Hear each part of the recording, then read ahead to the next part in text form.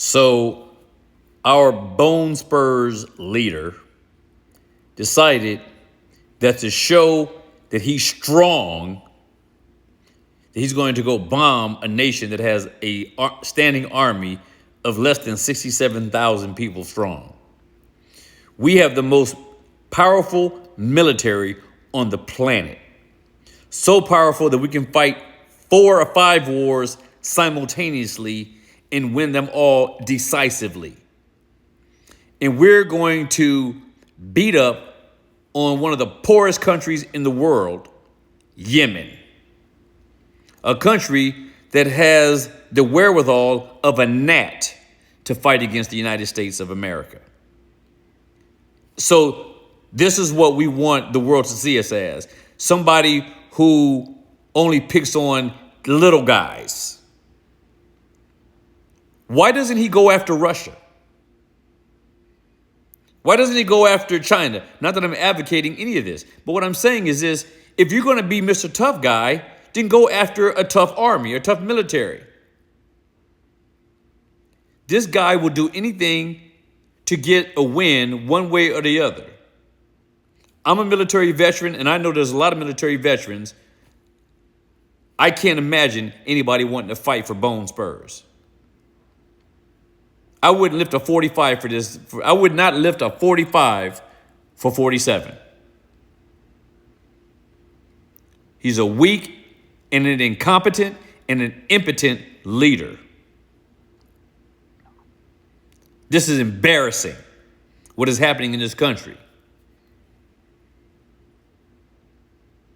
It's embarrassing that we don't have military people and quote unquote patriots around him that are willing to stand up for this nation. And this nation, in spite of all the things that it has done to people of my race and descent, all that it has done, this is home. And I believe that if there is any possibility of us being able collectively to grow together into a union that we can all be proud of, it's here where this can happen.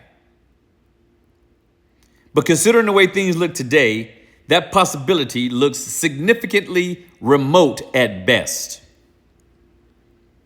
The fact that nobody will stand for this country, nobody in power will stand for this country, no matter what some people may have on them, that they are unwilling to step down in order to preserve the union and what little figment of democracy that we have left. I really don't care who people support. When it comes to Mr. Bone Spurs, I dislike him with my whole soul and my whole being. Because he's not human.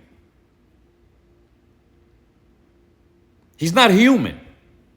He's amoral on every level. My biggest concern has nothing to do with policies. Has nothing to do with that. Outside, what the most important thing to me is not being embarrassed on the international stage. But this guy cannot make a single move without that move being embarrassing. And you will find all kinds of people who will rationalize the stupidity of what we are witnessing. And it hasn't even been 90 days. In fact, I'm not even sure it's been 60 days. It hasn't even been 60 days yet. In a week, 6 days, it'll be 60 days.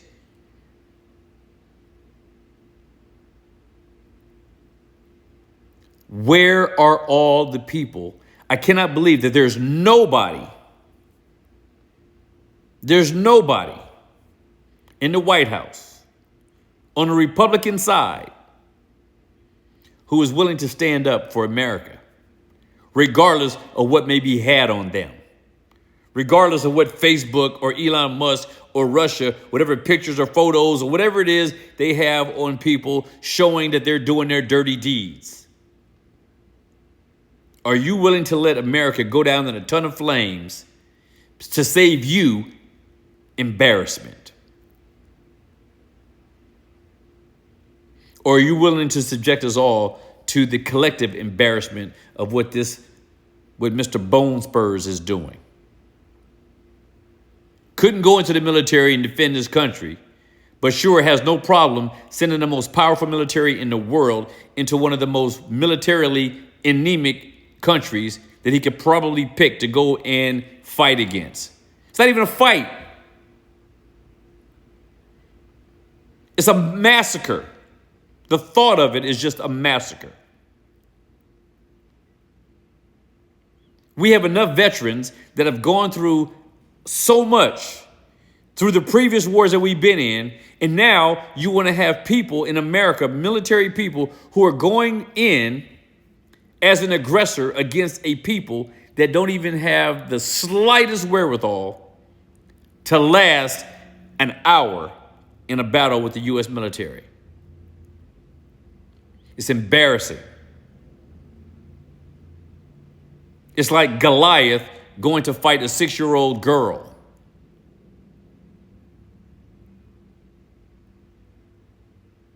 But this is making America great again.